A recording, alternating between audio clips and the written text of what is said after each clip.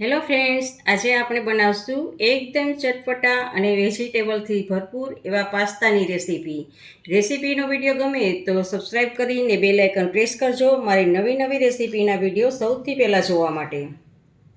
Vegetable pasta બનાવવા માટે આપણે જેટલા પાસ્તા લીધા છે એટલા જ વેજીટેબલ્સ લેવાના છે.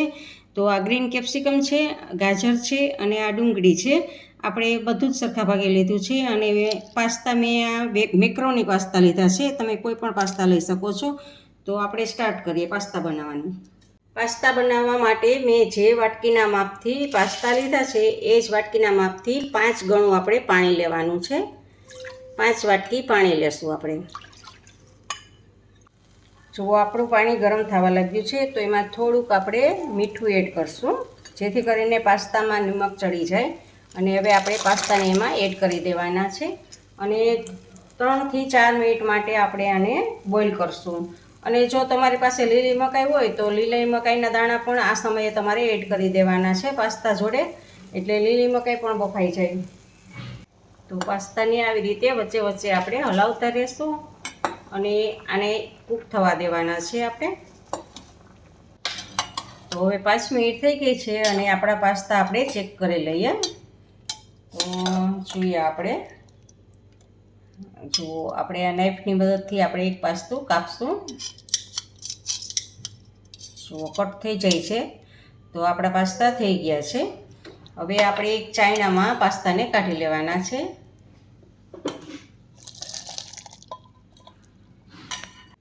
અને ઉપરથી ઠંડુ પાણી એડ કરવાનું છે. અને હવે તમારે ઉપર થોડુંક તેલ એડ કરવાનું છે.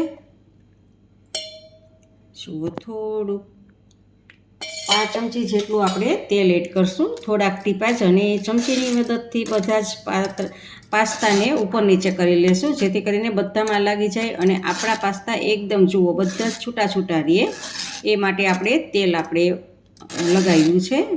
તો આપણા પાસ્તા રેડી છે. હવે આપણા પાસ્તાને વેજીટેબલ સાથે મસાલાવાળા બનાવવા માટે એમાં 1 ચમચી પેનમાં તેલ લેશું. ગેસ સ્ટાર્ટ કરી અને એની ઉપર આપણે પેન લીધું છે અને એમાં 1 ચમચી તેલ લીધું છે અને 1 ચમચી સાથે ઘી લેશું.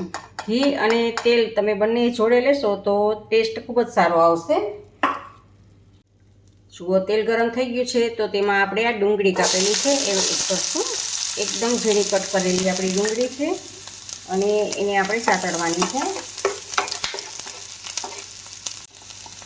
જુઓ, આવી રીતે આપણે ધીમા ગેસ ઉપર કૂક કરવાની છે ડુંગળીને. હવે એની જોડે જ આપણે ગાજરને પણ એમાં એડ કરી દઈશું, જેથી ગાજર પણ આપણા કૂક થઈ જાય. અને કેપ્સિકમને પણ એડ કરી દઈશું. આ બધું જ આપણે સાતળી લેવાનું છે. ઉપર નીચે કરતું જવાનું છે અને આપણે હલાવતા જવાનું છે. અને આપણા વેજીટેબલ્સ બધા જ આપણે કૂક કરી લેવાના છે. અને થોડા ક્રન્ચી રહે એટલા કૂક કરવાના છે, સાવ કૂક નથી કરવાના. તો આવી રીતે આપણે સાતળી લેશું. હવે આપણે એમાં અડધી ટીસ્પૂન જેટલી હળદર એડ કરશું, સ્વાદ પ્રમાણે નિમક એડ કરશું અને 1 ચમચી ધાણા જીરું પાવડર એડ કરશું અને બધું જ સારી રીતે સાતળી લેશું. મિક્સ કરી દઈશું. આમાં ગેસને આપણે ધીમો કરી દઈશું, જેથી મસાલા આપણા બળી ના જાય. જુઓ, લાલ મરચું પાવડર આપણે છેલ્લે એડ કરશું. હવે આપણે 2 મોટા ટમેટાની પ્યુરી છે એ આપણે એમાં એડ કરશું અને બધું જ મિક્સ કરી દઈશું.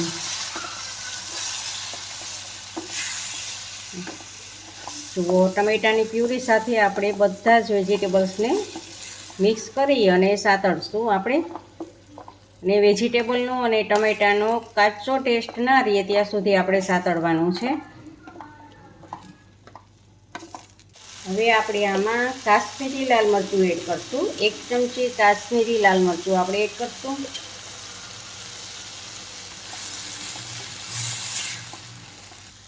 હવે એમાં અડધી ટીસ્પૂન આદુની પેસ્ટ અને અડધી ટીસ્પૂન આપણે લસણની પેસ્ટ એમાં એડ કરશું અને સારી રીતે મિક્સ કરી દઈશું. અને ગેસને આપણે સ્લો જ રાખવાનો છે અને સારી રીતે બધું જ મિક્સ કરશું આપણે. આમાં તમારે વેજીટેબલ્સ વધતા ઓછા કરી શકો છો. તમારે ઓછા લેવા હોય તો ઓછા લઈ શકો છો. અમે થોડાક વધારે લીધા છે કારણ કે વેજીટેબલ્સ આપણે પાસ્તાને હિસાબે વેજીટેબલ્સ ખાઈ શકીએ છીએ, એટલે થોડાક વેજીટેબલ્સ વધારે લીધા છે. પણ તમે આનાથી ક્વોન્ટિટી અડધી પણ કરી શકો છો. હવે એમાં 1 ચમચી જેટલો લાલ ચીલી સોસ આપણે લીધો છે, રેડ ચીલી સોસ આવે છે એ, અને બે ચમચી જેટલો આપણે ટમેટા કેચઅપ લીધો છે. થોડોક ઓરેગાનો આપણે એડ કરશું અને સારી રીતે બધું જ મિક્સ કરી દેશું. હવે આપણા વેજીટેબલ્સ બધા જ કૂક થઈ ગયા છે, તો છેલ્લે આપણે આ પાસ્તા એડ કરવાના છે.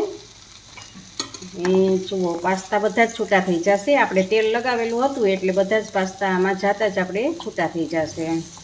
અને સારી રીતે મિક્સ કરી દેવાનું છે પાસ્તા જોડે. જુઓ, સારી રીતે આપણે મિક્સ કરી દઈશું.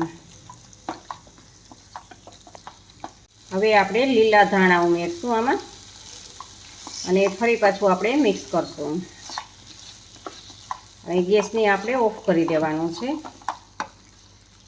અને બધું જ સારી રીતે મસાલો આમાં મિક્સ કરી દઈશું આપણે. તો આપણા એકદમ ચટપટા વેજીટેબલ પાસ્તા તૈયાર છે. હવે પાસ્તાને આપણે એક પ્લેટમાં સર્વ કરીએ.